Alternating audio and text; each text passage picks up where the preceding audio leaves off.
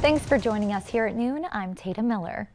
A man and woman have been charged in the death of a young child in Benson County, North Dakota.